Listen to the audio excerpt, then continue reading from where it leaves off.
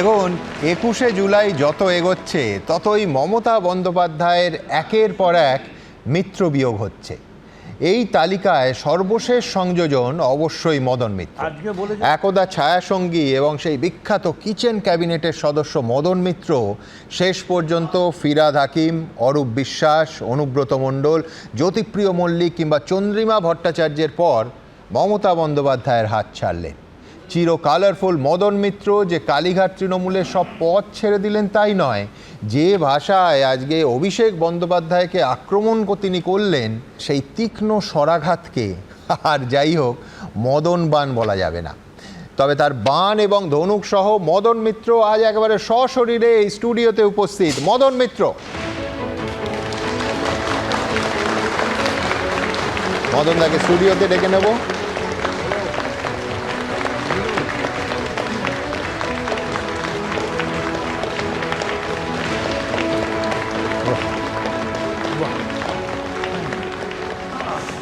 দেখুন, আজ এই অনুষ্ঠান আমি শুরু করব কয়েকটা ছবি আপনাদের সামনে রেখে।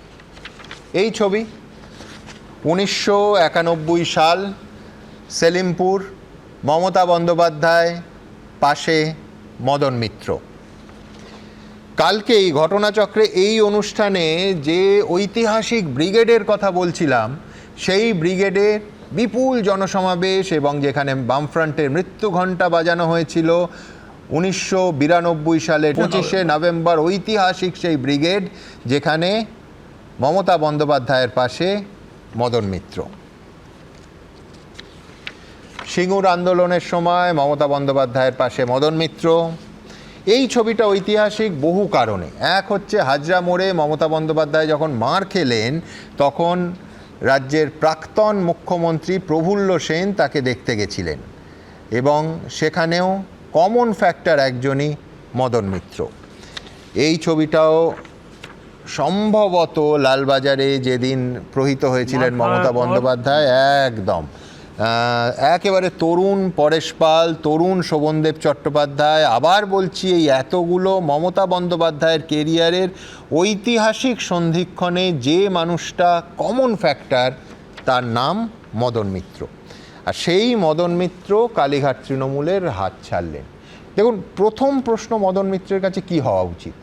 অবশ্যই একটাই, ক্ষমতা আউট, বিবেক ইন।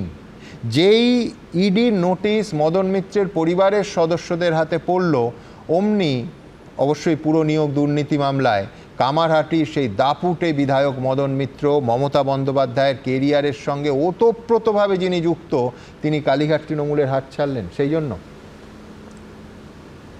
দেখো, আমি বলেছিলাম আমি তৃণমূল ছাড়ব না। ভারতবর্ষের সংবিধান, পল সায়েন্স সব কিছু মেনে যদি তুমি দেখো, আমি কিন্তু তৃণমূল ছাড়িনি। বরং সত্যি কথা তোমায় বলবো, হ্যাঁ, যদি আমার ভুল না হয়, হ্যাঁ, তাহলে আমি অন্তত 8 থেকে 9 বছর বাদে তোমার সঙ্গে আমি এই প্রোগ্রাম করতে এসেছি। একদম। কখনো তো জিজ্ঞেস করো না, মোহনদা তুমি কেন আসো না? এর কারণ হতে পারে তোমায় দেখতে খারাপ, তোমার রং কালো, তোমার ক্যামেরা ভালো আসে না, তুমি বলতে ভালো পারো না। কিন্তু এর কোনোটাই প্রযোজ্য নয়। প্রযোজ্য কি, তৃণমূল কংগ্রেসে কে যাবে না যাবে, যে যাক যাক, মদন মিত্র যাবে না। আচ্ছা। কারণ মদন মিত্র যদি যায়, হ্যাঁ, তাহলে অনেকের ইতিহাস ইতি হয়ে যাবে। আজকে দেখেছো কিরকম হাসতে হাসতে এসছি? কেন বলো তো? আজকে তো ভরসাহীন, ভয় আউট। আচ্ছা। তো এই ভরসাটা কে দিল? শুভেন্দু অধিকারী। কিরম লাগছে মমতা বন্দ্যোপাধ্যায় আপনার? আমি আপনাকে অপমান করছিলাম। আচ্ছা। আপনার কখনো মনে হয়নি হ্যাঁ, যেদিন আপনাকে প্রণববাবুরা অপমান করতেন, সোমেন মিত্ররা অপমান করতেন, সিদ্ধার্থরা অপমান করতেন, আপনারটাই অপমান? আর আমাদের কুকুরের মতো ব্যবহার করতেন, সেটা অপমান নয়? তারপরও এতদিন বাড়ির কুকুরের মতো, পাপোশের মতো পড়ে থেকেছি। এই ভয় শুভেন্দু দেয়নি, এই ভয় আমায় দিয়েছে পশ্চিমবঙ্গের মানুষ, যারা বলছে যে ইতিহাস কখনো সিস্টেমে পাল্টায় না। ঠিক মদনদা, কিন্তু আমি বলছি যে ঋতব্রত তৃণমূলে বা ঋতব্রতর সঙ্গে গিয়ে ভরসাহীন হলো, ভয় আউট হলো, মানে এটা একটা ফর্মুলা হলো কিন্তু। নিশ্চয়ই, তার কারণ আমি আজকে আসতে পারতাম না।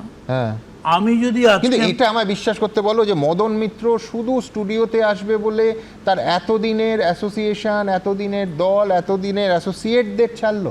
না না না, আমি তা বলিনি। তাহলে প্রথম আমি যেটা বলতে চাইছি হ্যাঁ যে যদি আমি বলতাম হ্যাঁ। মমতা ব্যানার্জিকে যে আজকে আমি যাব, হ্যাঁ আমাকে সুমন অনেকদিন ধরে বলে হ্যাঁ তুমি একটা কাজ করো, ইউ টক টু অভিষেক, আচ্ছা টক টু এবি। হ্যাঁ এবি বলতো টক টু ডেরেক। আমি চাকর নাকি? ওদের থেকে বেশি পয়সার মাইনের চাকরি করতাম আমি। জেনারেল ইন্স্যুরেন্সের আমি ডিভিশনাল ম্যানেজার ছিলাম ইস্টার্ন ইন্ডিয়ার।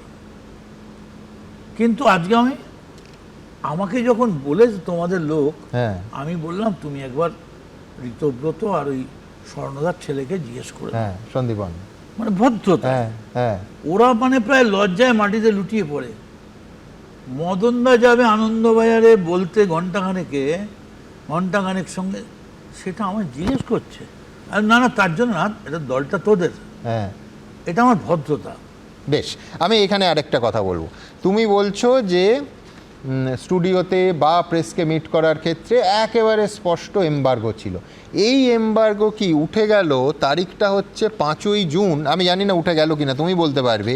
যখন আমরা দেখলাম যে তৃণমূলে যখন একের পর এক নির্বাচনী বিপর্যয়ের পর সবাই ছেড়ে যাচ্ছেন, তখন মমতা বন্দ্যোপাধ্যায় নতুন একটা কমিটি তৈরি করলেন এবং সেই কমিটিতে অফিসিয়ালি মদন মিত্রের নাম রাখা হলো। মুখপাত্র হিসেবে চন্দ্রিমা ভট্টাচার্য ইতিমধ্যেই ছেড়ে গেছেন, কল্যাণ বন্দ্যোপাধ্যায় কালকে বলেছেন যে ক্যামাক স্ট্রিটের জন্য দলের এই দুর্গতি, কুণাল ঘোষ এখনও আছেন এবং মদন মিত্র। এরপরও কি তোমার ওপর যে নিষেধাজ্ঞা সেটা শিথিল হলো না হলো না?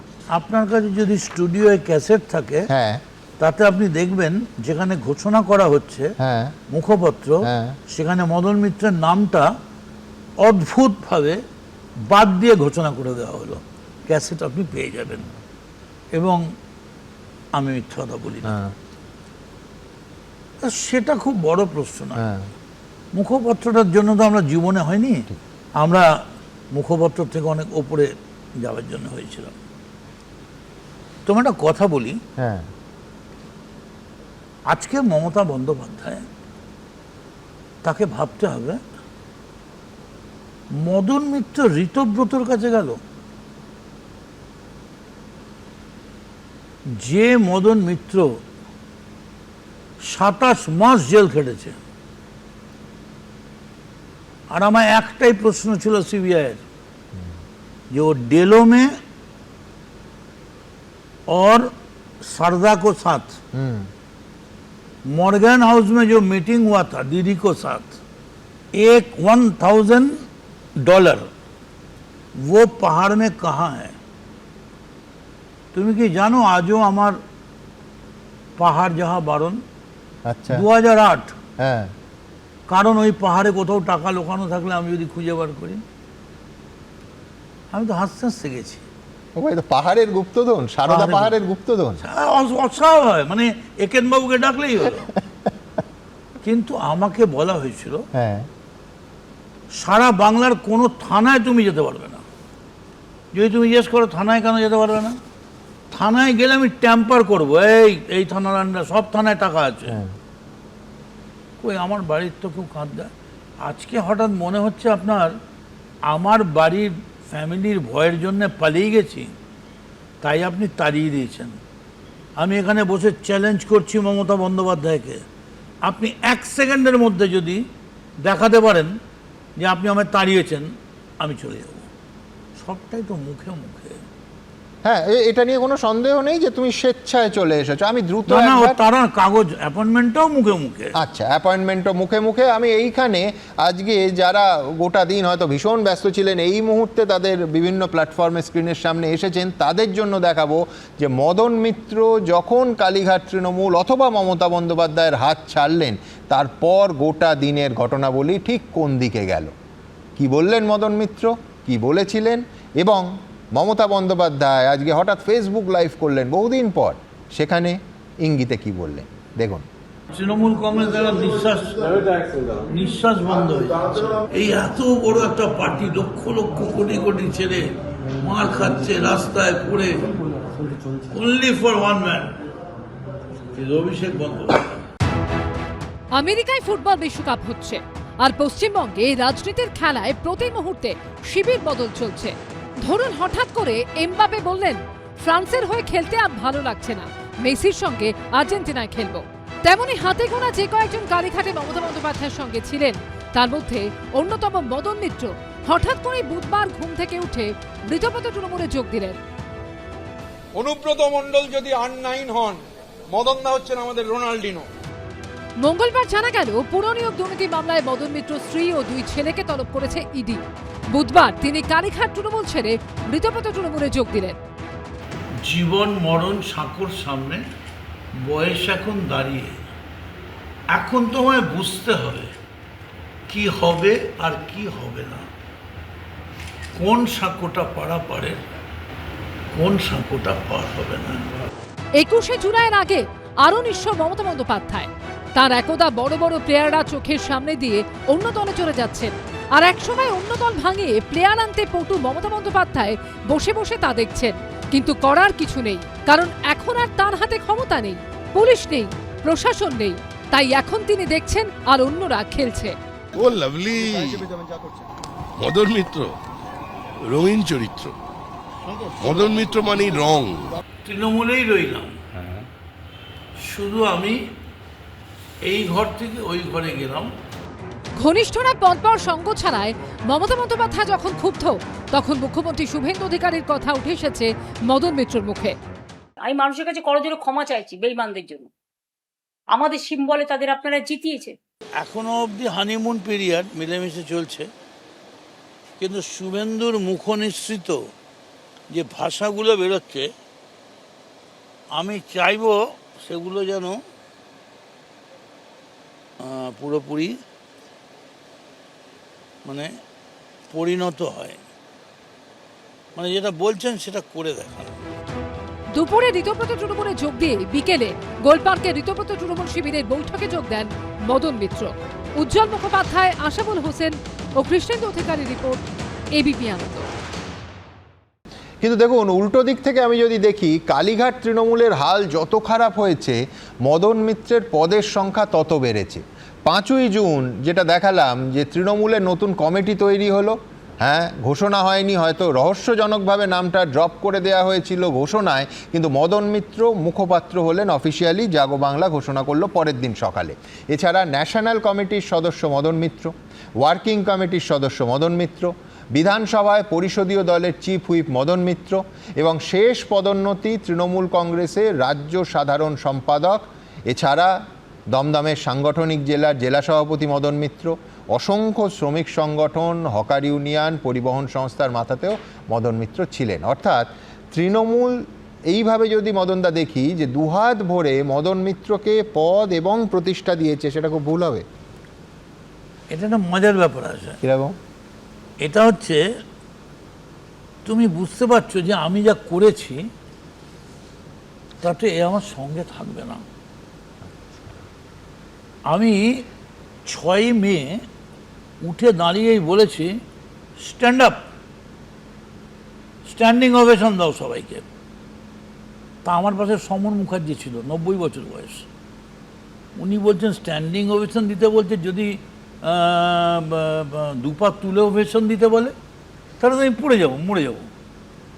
মানে অভিষেক বন্দ্যোপাধ্যায়কে এই বিজয়ের জন্যে এইবারে ওর কাছে খবর গেল যে এটা ভয়ঙ্কর রিয়াকশন। সেই দিনই ঠিক হয়ে গেছে পার্টি ভেঙে যাবে। কাকে আটকাতে হবে? মদনকে। হকার ঢুকলেই মারবে। গভর্নমেন্ট অফ ইন্ডিয়া দিল্লির, ঠিক আছে, একদম। এবারে সারা বাংলায় ঘুরে ঘুরে যেখানে যাবে ওই থেরাপি। কিন্তু বারবার এমন করে, আচ্ছা আমাকে বললো তুমি ববির এগেনস্টে বিএসসিতে দাঁড়িয়ে যাও, বিজনেস অ্যাডভাইজারি কমিটি। আচ্ছা, আমি কী করে দাঁড়াবো? ওদের আর আমার, মানে যেখানে যেখানে গেলে আমি বেরোতে পারবো না, সেই পদগুলো দিয়ে রাখো যাতে আমি পালাতে না পারি। কিন্তু আমি তো পালাবার কোনো ব্যাপার ছিল না। কিন্তু একটা কথা আমি তোমায় বলতে বাধ্য হচ্ছি, যেভাবে তুমি দিনের পর দিন, আমি বললাম আমার বাড়িতে আমার স্ত্রীর নামে, আমার পুত্রর নামে, আরে ওটা তো আমার স্ত্রী, আমার পুত্র, ও তো তোমার পুত্র নয়। কিন্তু সেখানেও তো তুমি ধৃতরাষ্ট্র আর গান্ধারী। কিরকম? আমার তো পুত্র, আমার তো স্ত্রী, কিন্তু অভিষেক তো তোমার পুত্র নয়। কিন্তু সেখানে তো তুমি গান্ধারী, সেখানে তুমি ধৃতরাষ্ট্র। আমি খুব করে বললাম যে দেখো আমায় চিঠি ফিটি দিয়েছে, হ্যাঁ, তো ওরা যাবে, সঙ্গে একটা উকিল পাঠিয়ে দেবো। হঠাৎ আমায় বললো ওসব লাগেজ বাগেজ যাদের আছে পার টন তারা চিন্তা করবে। আমি যদি বলি আমার লাগেজ বাগেজ দেখাবো না তোমার লাগেজ বাগেজ দেখাবো, দেখা যাক না। আমি তো হিম্মত নিয়ে বলছি, আমি 27 মাস জেলে ছিলাম, একটা কয়েন অবধি ধরেনি, আমার ব্যাংক টাচ করেনি। নিয়ে নিন যা আছে, যা পাবেন নিয়ে নিন। কারা আপনার ডান দিকে ছিলেন, কারা আপনার বাঁ দিকে ছিলেন, নাম আমি বলবো না। ব্যাংক ফিস কোথায় গিয়েছিল আর দুবাইয়ের রেস্টুরেন্ট কোথায় গিয়েছিল আপনারা বুঝে নিন। আপনি আমাকে বললেন আজকেও যে ব্যাগেজ আরে আমি তাড়িয়ে দিয়েছি, তার মানে আমার স্ত্রীকে যদি ডাকে, ভদ্রলোকের বাড়ির বউকে, বালিশটা তুলে বললো কেতনা হ্যাঁ, তো আমার চাকরটা মজা করে বলছে 500 রুপিয়া। সত্যি 500 বলে এক চড় মারেগা, 500 রুপিয়া, আচ্ছা ঠিক আছে, খাওয়া দাওয়া হলো। তা আমি একবার বলবো না আমার স্ত্রীকে ডেকেছে একটা লয়ার বাবা সঙ্গে যা, এটা আমার অপরাধ? তোমার কি ব্যাকগ্রাউন্ড আমি জানি না। মদন মিত্রের ব্যাকগ্রাউন্ড হচ্ছে 1875 সালের বাড়ি, 3 জন লোক সন্ধ্যাবেলা রোজ বসত, স্যার রাজেন মুখার্জি, স্যার আশুতোষ আর বাবু রায়বাহাদুর সতীশচন্দ্র মিত্র, আমার ঠাকুরদাদা, ফার্স্ট ইন্ডিয়ান চিফ ইঞ্জিনিয়ার। আমি সেই বাড়ির ছেলে, আমার স্ত্রীকে ডেকেছে, আমি একটা লয়ার পাঠাবো না। আমি তো কাউর জবরদখল করতে যাইনি।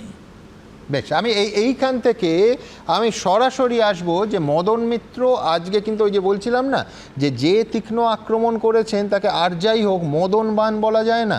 তার কারণ আজকে মদন মিত্র বলছেন ইডির থেকেও এবি মানে অভিষেক বন্দ্যোপাধ্যায় বেশি ভয়ঙ্কর। বলছেন অভিষেক বন্দ্যোপাধ্যায়ের জন্য অনেক ব্যক্তি জেলে গেছেন, এই ভাষায় বলছেন কোট আনকোট মাল যে দিত সে জেলে যেত না, অভিষেক নিজেই পুলিশ কমিশনার ছিল। কি বলেছেন মদন মিত্র দেখাবো। আমি ভয়ে যোগাযোগ করলাম, আমার তো ইডির থেকে ভয় ছিল এবি বেশি। ইডি ধরলে তবু কথা বলে জিজ্ঞেস করবে, ওখানে এবি কখন কোথায় তাড়িয়ে দেবে কি করে দেবে ভগবান জানে। অভিষেকের জন্যে অনেকেরই জেল যাত্রা হয়েছে এবং আরো অনেকের জেল যাত্রা হবে। তখন পুলিশ কমিশনার কে বলতে যাবে পুলিশ কমিশনারের বিরুদ্ধে? অভিযোগ করলেন যে অভিষেক বন্দ্যোপাধ্যায়ের জন্য একাধিক ব্যক্তিকে জেলে যেতে হয়েছে, অনেক লিস্ট দিয়ে দিত। এরা কারা?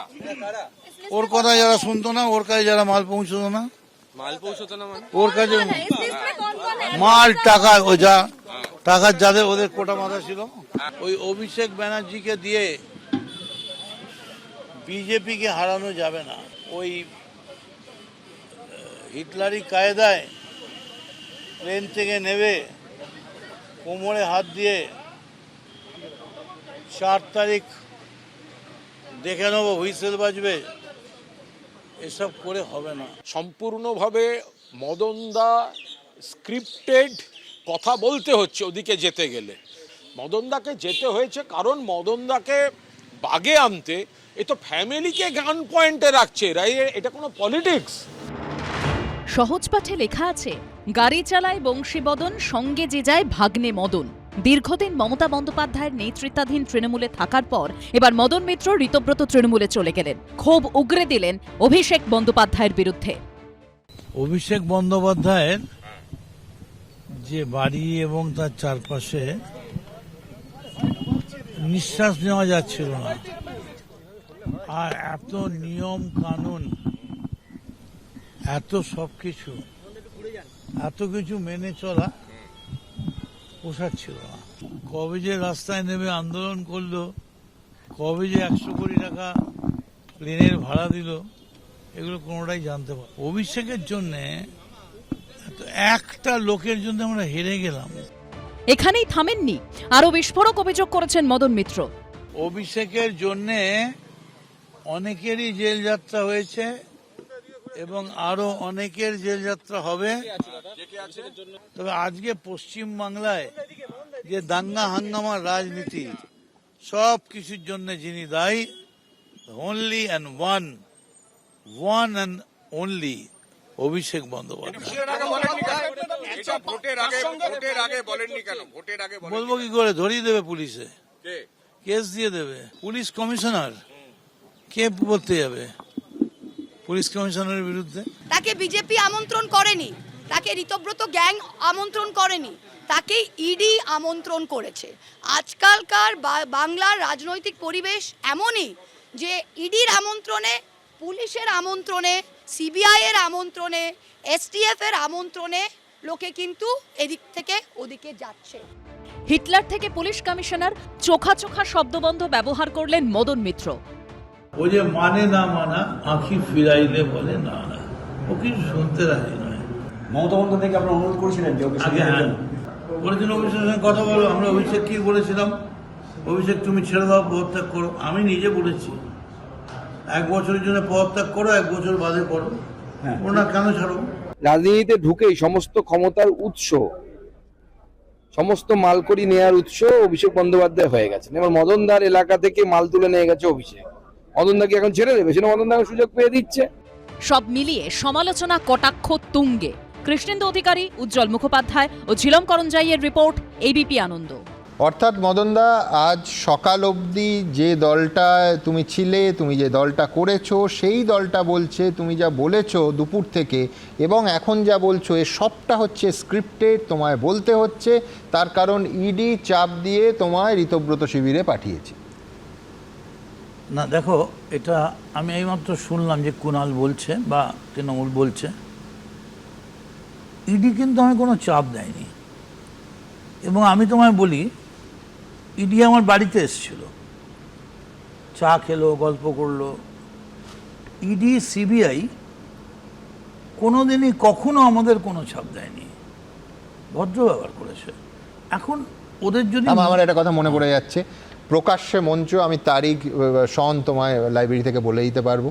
তুমি চেয়ারে বসে আছো, অভিষেক বন্দ্যোপাধ্যায় বক্তৃতা দিচ্ছেন, তোমায় দেখিয়ে বলছেন মদন মিত্রকে জিজ্ঞেস করুন যে আমার নাম বলাতে কতবার ইডি এবং কেন্দ্রীয় এজেন্সি মদন মিত্রকে চাপ দিয়েছে। 1000 বার। তো তুমি চাপ দিয়েছে, কোনোদিন প্রশ্নই আসে না। তো তুমি উঠে দাঁড়িয়ে তখন তো তোমার বলা উচিত ছিল যে অভিষেক আপনি ভুল বলছেন, মিথ্যে বলছেন। আরে কি করে বলবো, আমি তো মমতার, শোনো, মারোয়ারি যারা হয় তাদের একটা পুরনো ইয়ে থাকে, জানো, সেই চাকর থাকে, ধুতি পরা, বাবুর চাকর। আমরা তো মমতা ব্যানার্জি বাবুর চাকর ছিলাম, বলতে কোনো লজ্জা নেই। বাবুর প্রত্যাবর্তনের রায়চরণ, কোনো লজ্জা নেই বলতে। মদন মিত্র রায়চরণ, কিন্তু তাকে তুমি রায়চরণের সম্মানটুকু দিলে না। 7 জন মন্ত্রী উত্তর 24 পরগনা থেকে আমায় ডেকে বললেন, কয়জনকে দেবো আমি, একটা জেলা থেকে 7 জনকে? আমি কি মন্ত্রিসভা তাদের থেকে খারাপ ছিলাম? আমিও মেসিকে এনেছিলাম, অন্য কেউ এনেছিল, দেখে নিন। তবে এসব নিয়ে আমার বক্তব্য নয়। আমি তোমায় যেটা বলি, এই যে কথাগুলো বলছে, মানে আমার শুধু একটাই মনে হচ্ছে, সেটা হচ্ছে যে দুজনের মধ্যে তুলনা হচ্ছে, তৎকালীন ক্রীড়ামন্ত্রী দুজনেই তৃণমূলের এবং তৎকালীন ক্রীড়ামন্ত্রী আরেকজন মদন মিত্র এবং অরূপ বিশ্বাস, দুজনেই এখন এক শিবিরে ঋতব্রতর দিকে। এক শিবিরে। তবে কি, হ্যাঁ দেখো, ঋতব্রত শিবিরটা হচ্ছে অনেকটা ওই সিঙ্গুরের জমির মতো। আচ্ছা, কিরকম? এরম এরম এরম এরম এরম এরম, হ্যাঁ। মানে সিনে তুমি কাটতে পারবে না। হ্যাঁ, জ্যামিতি প্রচুর অনিচ্ছুক কৃষকের জমি আছে, প্রচুর জোট অনিচ্ছুক আছে। কৃষকের জমি আছে। হ্যাঁ। তো এখানে তো সব থেকে ভালো বলায় এটা একটা হট্টগোলের মেলা, হ্যাঁ, হট্ট মেলা এটা একটা। আজকে ঋতব্রত বলছে মদনদা রোনাল্ডিনো, ওইভাবেই তোমায় তাহলে ড্রিবল করে এগোতে হবে। কিন্তু আমি একটা কথা বলি, হ্যাঁ, মমতা ব্যানার্জির কাছে কখনো ইচ্ছে হলে আমার হয়তো কিছু চাইতে পারতাম, কিন্তু আমি তো ঋতব্রত থেকে চাইবো না। আমার ছোট ভাই, বয়সে কম, আর তাছাড়া চাইবো কেন? যা হওয়ার তাই হবে। আমি কালকে যাবে আমার ফ্যামিলি, যা হওয়ার হবে। আমি 27 মাস খেটেছি, ওদের যদি কপালে থাকে খাটবে, কিছু হয়নি, ভয় কিসের? বেশ, আমি এইখানে মদন মিত্রকে দেখাবো যে আজকে একদিকে অভিষেক বন্দ্যোপাধ্যায়কে সম্পূর্ণভাবে আরও একবার সমর্থন করলে, নতুন কিছু নয়, এর মধ্যে কোনো নাটক নেই, কোনো পালাবদল নেই, একেবারে যেভাবে মমতা বন্দ্যোপাধ্যায় অভিষেক বন্দ্যোপাধ্যায়ের পাশে এতদিন দাঁড়িয়ে এসেছেন, আজকেও দাঁড়িয়েছেন এবং বলছেন যে যারা এই অভিষেক বন্দ্যোপাধ্যায়ের নাম করে যাচ্ছে তারা অজুহাত খুঁজছিল, তারা বাহানা বানাচ্ছে। ঠিক কীভাবে অভিষেক বন্দ্যোপাধ্যায়ের পাশে আরও একবার দাঁড়ালেন তার পিসি মমতা বন্দ্যোপাধ্যায়, দেখাবো। অভিষেক অনেক খারাপ আপনাদের কাছে, বাহানা হয়ে গেছে ওটা। তো অভিষেকের বউ যদি 1.5 বছরের বাচ্চাকে নিয়ে সিবিআই অফিসে যেতে পারে সাক্ষী দিতে, তাকে ডেকে পাঠানো হয়েছিল, তখন আপনাদের মনে নেই?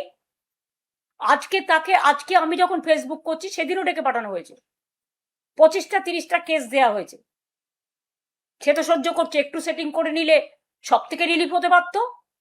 তাহলে যাদের আজকে আপনারা বলছেন বাহানা দেখিয়ে যে অভিষেক হচ্ছে আপনাদের আয়না, তাই আপনারা চলে যাচ্ছেন, এটা আপনাদের বাহানা। অভিষেকের সব অন্যায় ক্ষমা হয়ে গেছে যদি আপনাদের চোখে কোনো অন্যায়ও করে থাকে, যে সে আজকে লড়ে যাচ্ছে বাঘের মতো। এরাই লড়বে, তার কারণ এরা 50 বছর আগামী দিন রাজনীতি করবে। অর্থাৎ মদন মিত্র এবং মদন মিত্ররা বলছেন আন্না আন্না অভিষেক, আর মমতা বন্দ্যোপাধ্যায় বলছেন আন্না না বাহানা। বাহানা করেছো তোমরা।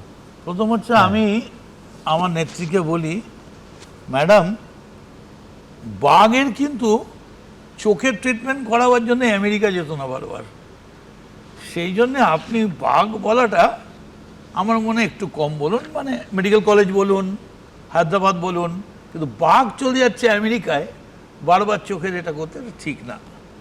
এক সেকেন্ড হচ্ছে আপনি যেটা বলছেন যে আমারও তো বাড়ির লোককে ধরেছিল, আপনার বাড়ির লোককে গয়না সমেত, ইল্লিগাল গয়না সমেত কাস্টমসের ভেতরে ইল্লিগাল অকুপেন্সিতে ধরেছিল। রাজীব কুমার অ্যান্ড কোম্পানি ভেতর থেকে টেনে বেরিয়ে নিয়ে চলে এসেছিল। আর আমার বাড়ির পেছনে যদি 160 কোটি টাকার একটা কপ্টার থাকতো, তাহলে আমিও আপনাকে বাহানা দিতাম না, এটা একটু মনে রাখবেন। 160 কোটি, 160 কোটি, 160 crores, 160 crore ডলার। এই যে কপ্টারগুলো যেগুলো ভাড়া দেওয়া হচ্ছিল, সুদকে নিচ্ছে যখন তখন, আপনি যদি এই ইলেকশনে যতবার, আমি নাম বলবো না, এলি যাদের কপ্টার দিয়েছে, সেই জায়গায় যদি আপনি খাটনেওয়ালা 4টে এমএলএকে পাঠিয়ে দিতেন, তোমরা ড্রপ হয়ে যাবে, তোমরা এর থেকে ভালো রেজাল্ট বেরোলো, অনেক ভালো রেজাল্ট বেরোতো। দেখুন, একটা কথা বলি, কিছু মনে করবেন না, তৃণমূলটা আপনার, স্বীকার করছি, পার্টি আপনি তৈরি করেছেন, স্বীকার করছি, কিন্তু তৃণমূল কর্মীদের রক্ত জল করা কোটি কোটি টাকা ব্যাংকের, ওটা কিন্তু আপনার নয়, দ্যাট ইজ নট ইয়োর্স। মদনদা, তুমিও বললে তখনও, তুমি যখন জেলের মধ্যে ইডি এবং সিবিআই সূত্রে, এজেন্সি সূত্রে নানা খবরে তখন শোনা যাচ্ছিল যে মদন মিত্র এমন মুখই খুলছে না। আমার এক অফিসার বলেছিলেন, আমার সোর্স, ভেরি হার্ড নাট। কেন? যে এমন কিচ্ছু মদন মিত্র বলে না যেটা কোনোভাবে তার দল বা দলনেত্রীর বিপক্ষে যেতে পারে। একদম। আজকে তুমি প্রকাশ্যে যে কথাগুলো বলছো, আজকে যদি তদন্তের স্বার্থে এজেন্সি এসে মদন মিত্রকে জিজ্ঞেস করে বা মদন মিত্রকে ডেকে জিজ্ঞেস করে যে এই যে কথাগুলো, এইগুলো আপনি যা জানেন আমাদের বলুন তদন্তের স্বার্থে, আজ 2026-এ মদন মিত্র সেই একই কথা বলবে? দেখো, তোমার একটা কথা বলি, এমন একটা সময় তখন ছিল, মমতা বন্দ্যোপাধ্যায় বাংলার মুখ্যমন্ত্রী, অভিষেক যুবরাজ। আমায় 1 সেকেন্ডের মধ্যে ওই দার্জিলিংয়ের তলার কোনো জেলে পাঠিয়ে দিতে পারত, বাড়িপদা পাঠিয়ে দিতে পারত। আফটার অল আমিও তো মানুষ। কিন্তু আমি একটা কথা বলি, যদি প্রমাণ করতে পারেন মমতা বন্দ্যোপাধ্যায়, আমি প্রমাণ করে দেবো আপনার টিমের 10 জনের 8 জন চোর। চোর চোর চোর। আপনি যদি প্রমাণ করতে পারেন মদন মিত্র চোর, আমি নিজের হাতে গলা কেটে দেবো। চ্যালেঞ্জ। আপনার একটা করে টিমের অভিষেক কি করলো? এখন সংখ্যার বিচারে মদনদা, যেহেতু 80 জনের মধ্যে 65+, অনেকে বলছেন 70 ঋতব্রত শিবিরে, তো এই যে 10 জনের 8 জন চোর বলছো, সে তো দেখবে ঋতব্রত শিবিরে তোমার পাশের চেয়ারে বসছেন। সেটা তো কিছু করার নেই, তার কারণ তারা আলটিমেট চলে যাবে। এই কারণে অভিষেক আসার পর অভিষেক দেখলো আমাকে 3 জনকে রেডি করতে হবে, যারা আমার মুখশ্রী, পার্থ, মুকুল, বক্সি। আচ্ছা, এবার ওদেরকে সামনে দিয়ে পেছন থেকেও খেলতে শুরু করলো। মানে আমি বলছি, যদি ক্রিমিনাল পলিটিক্স হয়, তাহলে ক্রিমিনাল পলিটিক্সে অভিষেকের থেকে বড় ক্রিমিনাল ইনস্টিংক্ট বাচ্চা পলিটিশিয়ানরা, এসব সিপিএম বিজেপি বাচ্চা। এবং আমি এটাও জানি, তুমি বলবে আপনার ভয় পাচ্ছে না, না এই কারণে ভয় পাচ্ছে না, এরা যখন দাঁত খসে যায় তখন এরা হাউ হাউ হাউ হাউ করে। ওই দাঁত থাকতে, থাবা থাকতে মূল্য। এখন তো কিছুদিন ঘুমাও, ভয়ে আউট, ভরসাহীন। বুঝলাম, কিন্তু জিম করবেটের লেখায় আছে যে ওই দাঁত খসে যাওয়া বাঘেরা মাঝে মাঝে ম্যানিটার হয়ে যায়। হ্যাঁ, ম্যানিটার হয়ে যায়। সেটা খুব মাঝে মাঝে হয়। সেগুলো কি করে, সেগুলো এবড়ো থেবড়ো করে মানে, হ্যাঁ, তার কারণ বন্য প্রাণীর থেকে মানুষ শিকার করা তো সহজ। বিচ্ছিরি, মানে মানুষের শরীর অনেক নরম, তার ধরাও অনেক শক্ত। আমি এখান থেকে সরাসরি যাবো। দেখুন, একটা জিনিস আমার পরিষ্কার মানতে হবে, কি উল্টো দিক থেকে আসবো, তাহলে কি মদন মিত্র এবং অভিষেক বন্দ্যোপাধ্যায় যে বিভেদটা আজকে খুব স্পষ্ট আমরা দেখতে পাচ্ছি, সেটা আগে ফাটলের চেহারায় আগেই ছিল। কেন এই কথা বলছি? তার কারণ এই ঘণ্টাখানেক অনুষ্ঠানে আপনাদের দেখিয়েছিলাম মদন মিত্র সেই বিস্ফোরক সাক্ষাৎকার, যেখানে 2023 সালের 3রা মার্চ, বলছে আমার আর্কাইভ, সেখানে সরাসরি অভিষেক বন্দ্যোপাধ্যায়কে আক্রমণ করেছিলেন। এবং এই ধরনের আক্রমণ আমি মদনদার সামনেই বলছি, মদন মিত্র ছাড়া একমাত্র কল্যাণ বন্দ্যোপাধ্যায় সম্ভবত 2022 সালের কোনো একটা তারিখে করেছিলেন। কিন্তু মদন মিত্র কি বলেছিলেন, একেবারে পরিষ্কার কথায় বলেছিলেন। আচ্ছা, কি বলেছিলেন সেটা একবার দেখেই নি। গোলাপের পাপড়ির ওপর দিয়ে এসে তুমি এই ঘোড়ার গাড়িতে বসো, তুমি রাজা হতে পারো, তুমি বড় সাজতে পারো, কিন্তু তুমি নেতা হতে পারবে না। তুমি যে ছবিটা আঁকছো মদনদা, অর্থাৎ অভিষেক বন্দ্যোপাধ্যায় এত শক্তিশালী এবং তার ওপর মমতা বন্দ্যোপাধ্যায়ের এত স্নেহাশিস, এত প্রোটেকশন, সেইটা যদি হতো এই বক্তব্যের পর, তাহলে তোমার ওপরও তো ভয়ঙ্কর অত্যাচার নেমে এসেছে। আমি যদি বলি, অত্যাচার করার মতো একটা হিম্মত থাকে, আচ্ছা, সেই মাজালটা অভিষেক ব্যানার্জির নেই। মদন মিত্রকে হিট করার মতো মাজাল এখনো এরকম কোনো বাপের বাটা তৈরি হয়নি ওখানে। কিন্তু একটা কথা আমি বলি, পৃথিবীর ইতিহাস বলে শাহজাহানের তাজমহলকে দখল করে নিয়েছিল। তেমনি এই যে তুমি বলছো না যে অভিষেক এই করতো বা ভয় পেত বা ভয় পাত, মুশকিল হচ্ছে কি অভিষেকের পাড়ার লোক সঙ্গে নেই। একটা পাড়ার লোক সঙ্গে নেই। সিপিএম বলছে একটা পাড়ায় 37টা বাড়ি নাম্বার দিয়ে দিনের পর দিন সিরিজ গণশক্তি চেপেছে এবং কোনো রিজয়েন্ডার তাদের দেওয়া হয়নি। না, দেওয়া হয়নি। কী করে দেওয়া হবে? কী করে দেওয়া হবে? তো আমার বক্তব্য হচ্ছে, মমতা ব্যানার্জির কাছে আপনি আমায় বলে দিতে পারতেন, মদন আমি তোমায় কিচ্ছু দেব না, কিচ্ছু দেব না, কামারহাটি তুমি ছাড়া জিতবে না, তাই তোমায় দিয়েছি, এছাড়া আমি তোমায় কিছু দেব না, কোনো ব্যাপার ছিল না। তবে একটা কথা আপনাকে বলি, আজ নয় তো কাল আপনি রইলেন, আজকের দিনটা সাক্ষী রইল। হ্যাঁ, আমি শুনেছি মমতা বন্দ্যোপাধ্যায় বলেছেন ও মদনের স্ত্রী যাবে লাগেজ ব্যাগেজ, তাই ভয় পাচ্ছেন। আর আমিও বলছি ভয়েস টেস্টও রেজাল্ট বেরোবে, লাগেজ ব্যাগেজ, জাস্ট ওয়েট। পাপ বাপকে ছাড়ে না, আমি পাপ করিনি। আমি এখানে বসে বলছি আপনার এখানে ইডি সিবিআই সব কেটে আনুন, প্রমাণ করে দিন।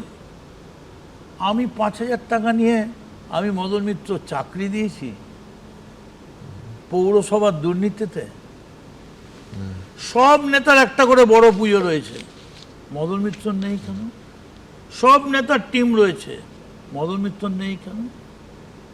কারণ মদন মিত্র চাকরির পেনশন আর এমএলএর মাইনেতে চলে, বাড়ি ভাড়া লাগে না, পুরনো বাড়ি।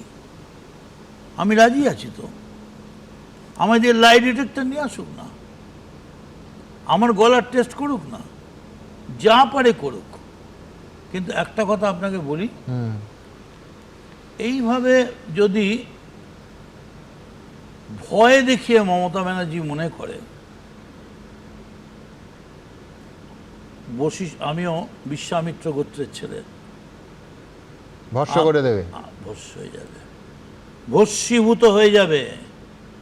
যে জায়গায় শুভেন্দু যাচ্ছ ভস্মীভূত হয়ে যাবে। সাদ্দামের মূর্তিটা ফেলে দিয়েছিল, ভুলে যাবেন না। ইতিহাস খোমেনিকে ক্ষমা করেনি। কি ভাবছেন আপনি? 2,500 লোক আপনাকে ভরাতে হবে, ওখানে বাদাম, পান, বিড়ি, সিগারেট, ছেলে চোখরারা যা খায় বিড়লা প্ল্যানেটোরিয়ামে, ওটাই ভরে যাবে। আদালতকে তো ধন্যবাদ দেওয়া যায় না, তবু আমি আদালতকে হাত জোর করছি, এই যাত্রা আপনি ইজ্জতটা বাঁচিয়ে দিলেন। মানে তুমি বলছো যেহেতু কলকাতা মাননীয় বিচারপতি কলকাতা হাইকোর্টের মাননীয় সৌগত ভট্টাচার্য, তিনি যেহেতু বলেছেন 2,500টা বেঁধে দিয়েছেন, তাতে তৃণমূলের মুখ রক্ষা হলো, নয়তো 2,500 তৃণমূল কংগ্রেস আজকের দিনে দাঁড়িয়ে কালীঘাট তৃণমূল তার বেশি জোগাড়ই করতে পারতো না। অসম্ভব। আর উল্টো দিকে লক্ষাধিক মানুষের জমায়েত হবে গান্ধী মূর্তির তলায়। আচ্ছা, আমি থাকবো গান্ধী মূর্তিতে, এবং আমি আবেদন করছি, আমি মদন মিত্র, আমার যেখানে যত আমার ফলোয়ার আছে সবাইকে, আসুন গান্ধী মূর্তির তলায়, আমি রিসিভ করব। বেশ, গান্ধী মূর্তি এবং যে কটা 21শে জুলাইয়ের সমাবেশ, আমি কালকেই এ নিয়ে বিস্তারিত আলোচনা করেছি, সে তো হলো। কিন্তু খুব ইন্টারেস্টিং যেটা, সকালে অভিষেক বন্দ্যোপাধ্যায়কে বললেন হিটলার, এবং সন্ধেবেলা এবিপি আনন্দে মমতা বন্দ্যোপাধ্যায়কে সাদ্দাম হোসেনের সঙ্গে তুলনা করলেন। কিন্তু খানিকক্ষণ আগে যেটা রেফার করলাম, আমি আর্কাইভে দেখছিলাম শহীদ মিনারের সভা, অভিষেক বন্দ্যোপাধ্যায় 2023-এর 29শে মার্চ ঠিক কী বলেছিলেন মদন মিত্রকে রেফার করে, দেখুন। যবে থেকে সারদা হয়েছিল আক্রমণ ছিল আমার দিকে। এই মদন মিত্র বসে আছে, কুণাল ঘোষ দীর্ঘদিন কাস্টাডিতে ছিল। কি বলেছে জানেন এদেরকে? বলেছে অভিষেকের নাম নাও, ছেড়ে দেবো। কি বলেছিল না? তোমায় সাক্ষী মেনেছিল, কি বলেছিল না? বলেছিলেন অভিষেক। দেখুন, এটা কথা বলি, হ্যাঁ, এটা পৃথিবীতে প্রকৃতির সঙ্গে সঙ্গে প্রতিটা মুহূর্তে সব কিছু চেঞ্জ করে। সেই সময় ওর দরকার ছিল আমাকে এই কথাটা বলাম। ওর কি হিম্মত ছিল যে আমি বেরোবার পরে পর 12টা না 14টা পার্লামেন্টের দিয়ে গেলি এর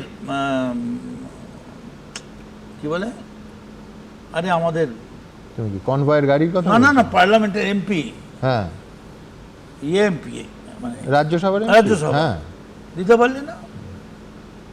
কাকে না কাকে দিলি? যাকে তাকে দিলি, যা ইচ্ছে তাকে দিলি। কিন্তু তোমারও হিম্মত ছিল না ওইখানে উঠে দাঁড়িয়ে বলা যে অভিষেক এটা ঠিক হচ্ছে না, এটা আপনি মিথ্যে কথা বা ভুল কথা বলছেন, যেটা তুমি আজকে এখানে আরে বলছো। ওখানে তোমার তো ব্যাপারটা বোঝাবার চেষ্টা করছি। পুলিশ কমিশনার ছিল না, তৈরি হয়েছিল ক্যালকাটা পুলিশ ওয়েলফেয়ার ট্রাস্ট। আমি বেশি ডেপথে যাব না, হ্যাঁ, কারণ আমি এমন একটা লোক যে সব জানে, কবর খুললে যেমন বেরিয়ে যায় সেই রকম। ক্যালকাটা পুলিশ ওয়েলফেয়ার ট্রাস্ট, হ্যাঁ, যেটাই সরকারকে এসে ভাঙতে হয়েছে। হ্যাঁ, তার যে চেয়ারম্যান ছিল, প্রেসিডেন্ট ছিল, কি হ্যাঁ। হয়েছে না জানি, সবাই সব জানে। তাদের মোডাস অপারেন্ডি কি ছিল?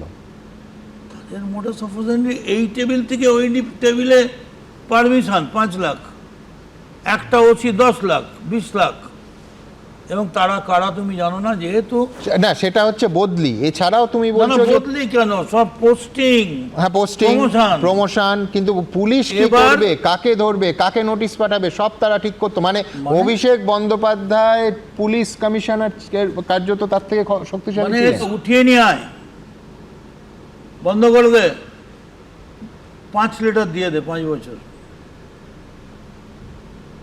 আজকে তারা কোথায় তুমি কি জানো? সেই ট্রাস্টের বোর্ড ফোর্ড সব ভেঙে দেওয়া হয়েছে।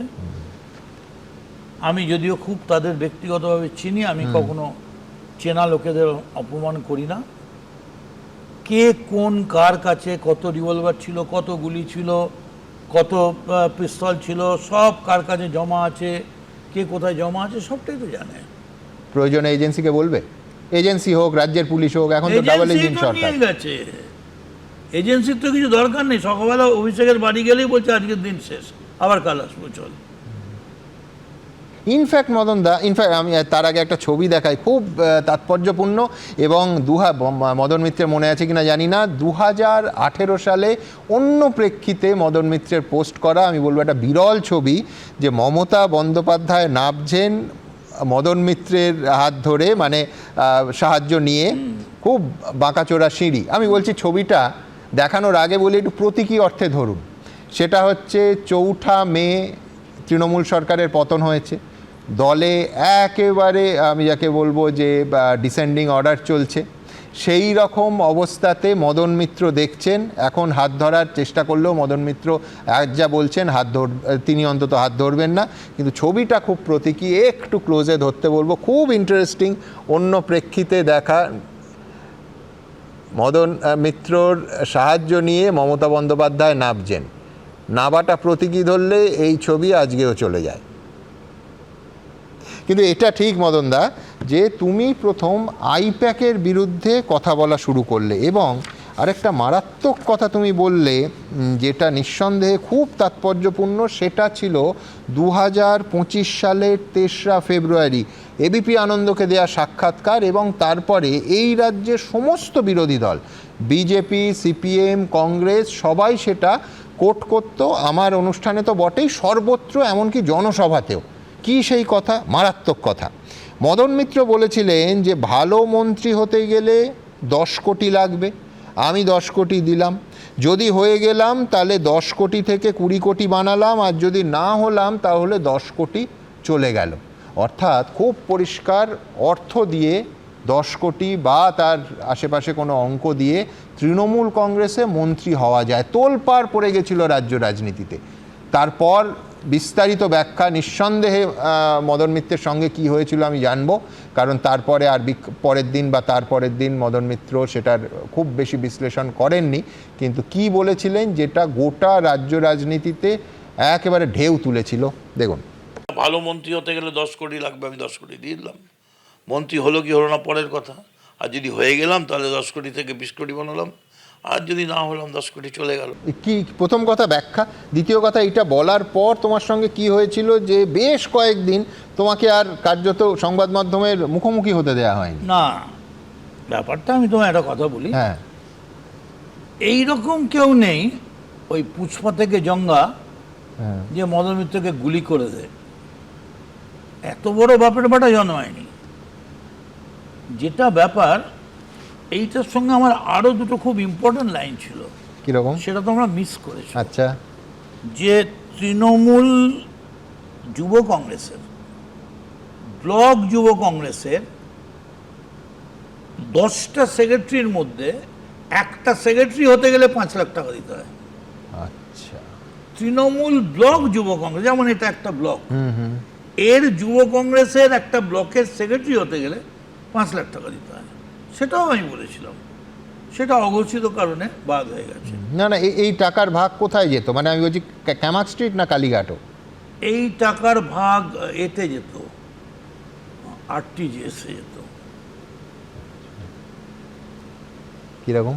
আরটিজিএস নম্বর, হ্যাঁ সে তো হলো। ব্যাস, সে নম্বর বাবা খুঁজলেই খুঁজে পাওয়া যাবে কত আরটিজিএস। হ্যাঁ। এমনকি এমন এ আরটিজিএস, তো ফিট কেস ফর ইডি, হাওলা হয়ে বাইরে এখন চলে যেত। এমন আরটিজিএস আছে হ্যাঁ। যারা এই মুহূর্তে অ্যারেস্ট হয়ে আছে, তাদেরও আরটিজিএস গেছে। আচ্ছা। এই মুহূর্তে যারা আন্ডার অ্যারেস্ট। আচ্ছা, এইটার পর যে মন্ত্রী হতে গেলে 10 এইবারে কোটি। আমাকে, হ্যাঁ, এইবারে আমাকে ডেকে বলা হলো, হ্যাঁ প্রথম তো একটাই ব্যাপার, হ্যাঁ। যে কেস দিয়ে দেবো, ধরবো, তোমাকে? মানে হ্যাঁ ধরবো, এ হ্যাঁ। করবো আর হ্যারাস করবো। আচ্ছা। তখন যেটা আমাদের ভয় ছিল সিআইডি দিয়ে, ওই বাড়িতে ঢুকে কড়াটা নেড়ে দেখি কি আছে বলে 10 লাখ টাকা রেখে আবার বেরিয়ে চলে, আধ ঘন্টা বাদে এসে 10 লাখ টাকা পেয়েছি। পারবেন শুভেন্দুবাবু বন্ধ করতে? বালিগঞ্জ ফাঁড়ির মোড় থেকে সোনারপুর ব্রিজ পর্যন্ত রাত 4টে অবধি নুড ডান্স চলছে। আমি চ্যালেঞ্জ করছি, পারবেন শুভেন্দুবাবু বন্ধ করতে? প্রত্যেক জায়গায় নাইট ক্লাবের নামে, নাইট ক্লাব চলছে চলছে, হঠাৎ এদিক ওদিক দেখে 15 মিনিট সাট করে সব আলো নিভিয়ে দেওয়া হচ্ছে, আবার 15 মিনিট বাদে আলো জ্বেলে উঠছে। 4:30-র সময় আসুন, আপনাকে আমি দেখাবো বড় গাড়ি থেকে 20 জন অল্প বয়সী মেয়ে নামছে, নেবে টুক করে ঢুকে যাচ্ছে রেস্টুরেন্টের মধ্যে। সেই সেঞ্চুরির কলকাতা শহরে না, সেই রেস্টুরেন্ট আমরা সবাই চিনি, তৃণমূল ভবনের আশেপাশে, বাইপাসে, সবাই চিনি, নামও জানি, খেয়েওছি। আমি চ্যালেঞ্জ করছি, গোটা কলকাতা শহর নাচে গানে ভর্তি হয়ে গেছে। আপনি কনস্ট্রাকশন বন্ধ করছেন, আরে বম্বে শিল্পী আবার এখানে চলে এসছে। আপনি 1 মাইল দূরে মদ বন্ধ করছেন, করুন, ভালো কাজ করছেন, কিন্তু আপনি কি বুঝতে পারছেন যে টাকাটা যেটা উঠছে ওটা ভদ্রলোকের টাকা নয়? এবং আমি আপনাকে বলছি, পশ্চিমবঙ্গ সরকারের আগের সব থেকে বেশি 1 লক্ষ কোটি টাকার উপরে রোজগার ছিল এই আবগারি থেকে। সে তো বটেই, সে তো একদম কাগজে কলমে অফিসিয়ালি। তো কোথায় গেছি আমরা? আমার একটা 500 ছেলের চাকরি হয়েছে, 500 বয়স। তা আমি যে এতবার বিদেশে গেলাম,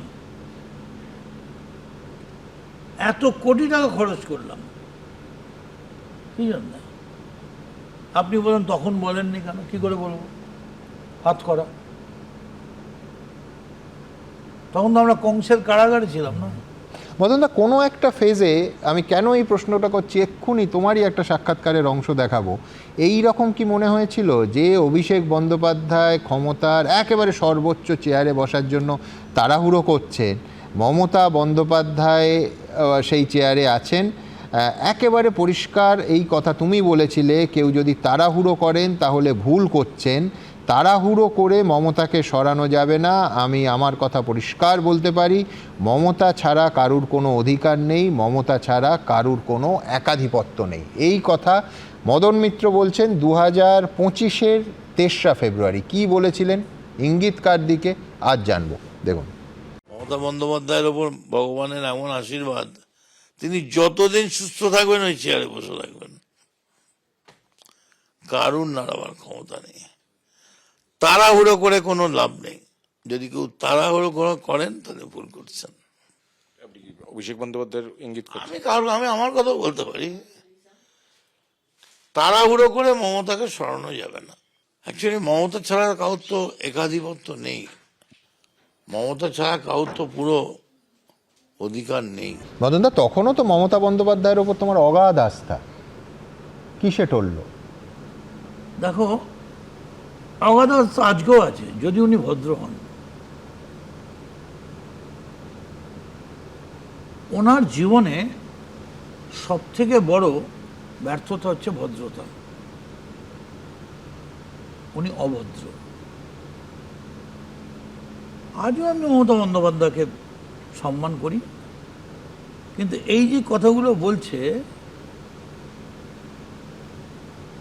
মমতা বন্দ্যোপাধ্যায়কে তাড়াহুড়ো করে, এরকমও খবর ছিল 70 জন এমএলএকে নিয়ে ফেলে দিয়ে অভিষেক বোঝা। তাড়াহুড়ো কিসের?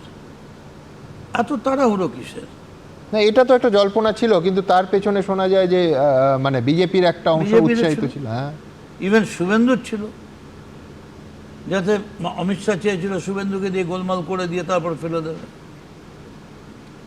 কিন্তু আমার বক্তব্য, কিন্তু এটাও শোনা যায় যে অভিষেক বন্দ্যোপাধ্যায়ের অনুগত এমএলএর সংখ্যা ডাবল ডিজিট হয়নি। না, ডাবল ডিজিট 70-80-র মধ্যে ঘুরছিল। মানে ট্রিপল ডিজিট তো হয়নি, আরো কম ছিল, ডাবল ডিজিট হয়নি, 9-10। এবং ও তাদের টাকা মানে 10 কোটি 20 কোটি, ব্যাপারটা না। ব্যাপারটা হচ্ছে যে মদন মিত্র কি বলছেন সেটা বড় প্রশ্ন নয়, কিন্তু অভিষেক ব্যানার্জি মুখ্যমন্ত্রী হবেন, কোন না কি আপত্তি করেছে, কিন্তু তার জন্যে আপনি থ্রেট করে যাই করে, আপনি আজকে বলুন তো, অনেকের জন্য মমতা বন্দ্যোপাধ্যায় যা করেছেন সিবিআই ইডি ফিডি ফেস করতে গিয়ে, আমার জন্য কি করেছেন? আমি বলবো না কার জন্য কি করেছেন। আমি বলি কি করেছে। এক হচ্ছে তোমার গ্রেফতারের পর রাস্তায় নেমেছিলেন। 2 হচ্ছে 21 সালে যখন নারদা কাণ্ডে গ্রেফতার হলো, তখন নিজাম প্যালেসে পৌঁছে গেছিলেন। হ্যাঁ, 2014 সালে গলায় প্ল্যাকার্ড নিয়ে আমরা সবাই চোর, সেই মিছিল করেছেন। সেটা হচ্ছে 2014 সালের 21শে নভেম্বর, 24শে নভেম্বর মিছিল বের করেছেন। আচ্ছা, 2013 সালে সবাইকে ক্লিন চিট দিয়ে মঞ্চের ওপর থেকে বলেছেন কুণাল চোর, মদন চোর, মুকুল চোর, আমি চোর, ইত্যাদি ইত্যাদি। পাশে দাঁড়াননি? দেখুন, আপনিও সব বোঝেন, আমিও সব বুঝি। একটা মিছিল করা, একটা গলায় উত্তরীয় পড়া, আর আরেকটা দিল্লিতে সোনিয়া গান্ধীর বাড়িতে দৌড়ে যাওয়া, তফাৎ আছে। এবং দিনের শেষে রক্তের সম্পর্ক তো রক্তের সম্পর্ক, ব্লাড ইজ thicker than একদম। তবে একটা কথা বলি আমি, আমরা হচ্ছি এরকম ভদ্র, যেদিন সিআইডি রেড হয়েছিল সিএম এর বাড়ি, সেদিনকে তো যারা বসেছিল বাড়ির মধ্যে, তাদের পেলে তো সিআইডি সঙ্গে সঙ্গে ছিনিয়ে তুলে নিয়ে চলে যেত। আচ্ছা, তারপরের দিন গিয়ে ফ্রিজ করে দিল। ছি ছি ছি ছি, আমি কি বেঈমান? ভেতরে ঘরে বসে থরথর করে কাঁপছিল, আর তারপরের দিন গিয়ে ব্যাংক অ্যাকাউন্ট ফ্রিজ। আমরা তো বলতে যাইনি পুলিশকে আছে, আমরা কখনো নোংরামি করিনি, নেভার এভার। তার তো পুরস্কারও পেয়েছেন, তাকে তো আর থানায় সেভাবে গ্রেফতার হননি। না না, এ তো বেরিয়ে যাচ্ছে, ভাই বেরিয়ে যাচ্ছে, খুব তাড়াতাড়ি বেরিয়ে যাচ্ছে। আচ্ছা, এইখানে আমি দ্রুত একবার আপনাদের দেখাবো, সেটা হচ্ছে খুব কালারফুল ছেলে। এই সার্টিফিকেট মমতা বন্দ্যোপাধ্যায় দিচ্ছেন মদন মিত্রকে 2021 সালের সেপ্টেম্বর মাসে কর্মী সভায় দাঁড়িয়ে তার সঙ্গে যোগ করছেন ওই ডিসক্লেমারের মতো। মাঝে মাঝে বেশি কালারফুল হয়ে যায়, কিন্তু বেশি কালারফুল হলে প্রবলেম। মদন একটু কালারফুল ছেলে, আবার ও মাঝে মাঝে বেশি কালারফুল হয়ে যায়। এখন বেশি কালারফুল হয়ে গেলে আবার প্রবলেম হয়ে যায়। সেই মমতা বন্দ্যোপাধ্যায়কে ফ্যাকাশে করে মদন মিত্র চলে যাচ্ছেন কালারটুকু নিয়ে। অ্যাকচুয়ালি বেশি কালারফুল হলে ওনার প্রবলেম হচ্ছিল, কারণ উনি এটা দেখাতে চেয়েছিলেন, মানে অ্যাকচুয়ালি এবারে আমাদের যে 21শে জুলাই হবে না, কোনো পাগলু হবে না, একদম শহীদ, গায়ে গামছা, একটা সেলিব্রিটি থাকবে না, নো সেলিব্রিটি, সেলিব্রিটি নিচে, শহীদ ওপরে। আমরা 21শে জুলাই কুকুরের মতো, ওই জন্যই তো বললেন যে বেশি কালারফুল হয়ে যায়, তখন উনি সেলিব্রিটি আর আমার মধ্যে ফাঁকটা খুঁজে পান না। মদন মিত্ররা কোথায়? নিচে, তাই না? আর কে তাদের নামই জানে না কেউ, মানে তারা কবে সিনেমা করেছে, তারা সব ওপরে, বাপ বাপকে ছাড়ে না। বেশ, এইখান থেকে আবার বলছি, একেবারে পরিষ্কার আজকে ফেসবুক লাইভে মমতা বন্দ্যোপাধ্যায়ের ইঙ্গিত যে যাদের ব্যাগেজ আছে, যেটা মদন মিত্র শুনেছেন বলে বলছেন, আমি বলছি সেটা বাংলার মানুষ যারা ফেসবুক লাইভ দেখেছেন তারা শুনেছেন এবং দেখেছেন, যাদের ব্যাগেজ আছে তারা সবাই চলে যাচ্ছে। এবং আমি জানি না কার দিকে ইঙ্গিত, অনুব্রত মণ্ডল, অরূপ বিশ্বাস থেকে ববি হাকিম, জ্যোতিপ্রিয় মল্লিক নাকি মদন মিত্র, কি বলেছেন, কার কি ব্যাগেজ দেখুন। ফিরহাদ হাকিম, অরূপ বিশ্বাস, জ্যোতিপ্রিয় মল্লিক, অনুব্রত মণ্ডল থেকে শুরু করে আজকের মদন মিত্র। কয়েক মাস আগেও তৃণমূলের প্রথম সারির এই নেতাদের মধ্যে কমন ফ্যাক্টর ছিল তারা প্রত্যেকেই মমতা বন্দ্যোপাধ্যায়ের ঘনিষ্ঠ। কিন্তু ভোটে ভরাডুবির পর থেকেই পরিস্থিতি একেবারে 180 ডিগ্রি ঘুরে গেছে। এরা প্রত্যেকে একে একে মমতা বন্দ্যোপাধ্যায়ের সঙ্গ ছেড়ে যোগ দিয়েছেন ঋতব্রত তৃণমূল শিবিরে। আর এখানেই রাজ্য রাজনৈতিক মহলে জোর গুঞ্জন শুরু হয়েছে, মামলা থেকে বাঁচতেই কি এমন পদক্ষেপ করছেন মমতা বন্দ্যোপাধ্যায়ের একদা এই ছায়াসঙ্গীরা। গত 24শে জুন তারাতলায় নির্মীয়মান গোডাউন ভেঙে গিয়ে 16 জনের মৃত্যু হয়। সেই সময় বিধানসভায় দাঁড়িয়ে ফিরহাদ হাকিমের নাম শোনা যায় মুখ্যমন্ত্রীর মুখে। এইটা দেখুন মাননীয় ফিরহাদ হাকিমের সই, দেখুন পুরো আমরা এটা বের করেছি, দেখুন ফল্টি ডিজাইন, এইটা বিল্ডিং প্ল্যানের নকশা, কাউকে ছাড়া হবে না। মমতা বন্দ্যোপাধ্যায়কে ছেড়ে ইতিমধ্যে ঋতব্রত তৃণমূল শিবিরে যোগদান করেছেন ফিরহাদ হাকিম। গত কয়েক বছরে মমতা বন্দ্যোপাধ্যায়ের একদিকে ফিরহাদ হাকিম থাকলে অপরদিকে থাকতেন প্রাক্তন ক্রীড়ামন্ত্রী অরূপ বিশ্বাস। কিন্তু গত বছর মেসি কাণ্ডে নাম জড়িয়ে যায় তাঁর। পালাবদলের পর বিজেপি সরকার ক্ষমতায় আসার পরই মেসি মামলায় একের পর এক পুলিশের নোটিশ পৌঁছতে শুরু করে অরূপ বিশ্বাসের কাছে। এই প্রেক্ষাপটে তৃণমূলের তহবিলের টাকার অপব্যবহার করা হতে পারে এই আশঙ্কা প্রকাশ করে ব্যাংকে যান তিনি। আর তারপরেই ঋতব্রত তৃণমূল শিবিরের নাম দেখান তিনিও। বর্তমানে দুজনেই ঋতব্রত তৃণমূল শিবিরের সহসভাপতি পদে রয়েছেন। এদের অনেকের অনেক লাগেজ ব্যাগেজ আছে, আগে কেউ আমাদের কোনো রিপোর্ট করেনি। আমি যার সম্বন্ধে জেনেছি আমি কিন্তু অ্যাকশন নিয়েছি। যাদেরই লাগেজ ব্যাগেজ প্যাকেজ আছে তারাই কিন্তু আজকে বিজেপির কোলে দোলা খাচ্ছে। মমতা বন্দ্যোপাধ্যায় দীর্ঘদিন সঙ্গে ছিলেন জ্যোতিপ্রিয় মল্লিক। ভোটে ভরাডুবির পর শুটিয়ার প্রতিবাদী শিক্ষক বরুণ বিশ্বাস খুনের বিচার চেয়ে রাজ্যের নতুন মুখ্যমন্ত্রী শুভেন্দু অধিকারীর দ্বারস্থ হয় তার পরিবার। এই ঘটনায় অন্যতম প্রধান অভিযুক্ত জ্যোতিপ্রিয় মল্লিক। ইতিমধ্যে বরুণ বিশ্বাসের পরিবারের সঙ্গে কথা বলেছে সিআইডি। এখন ঋতব্রত তৃণমূলের জ্যোতিপ্রিয় মল্লিক, তার মুখে শুধুই শুভেন্দু অধিকারীর ভূয়সী প্রশংসা।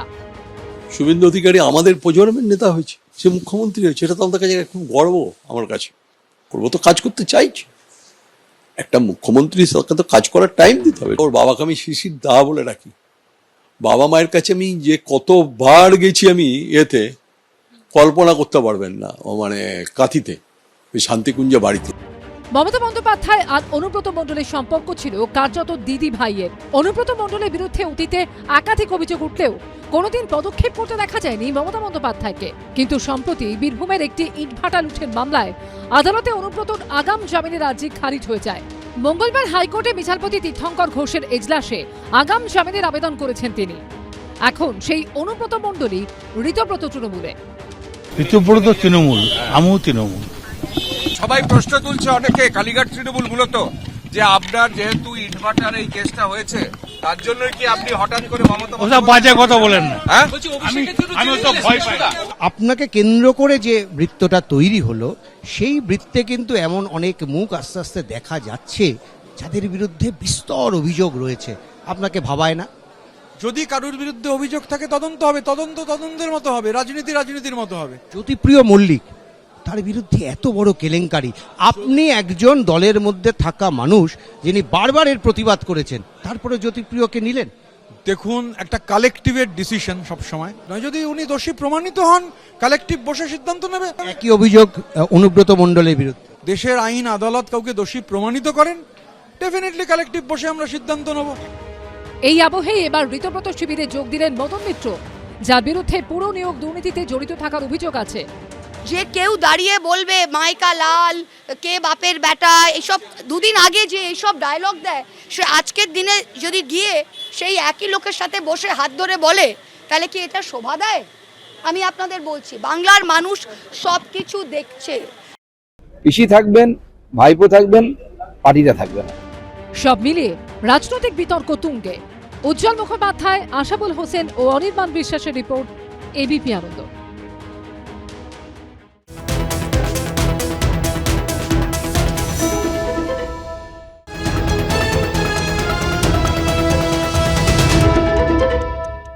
এবিপি আনন্দ, এগিয়ে থাকে, এগিয়ে রাখে।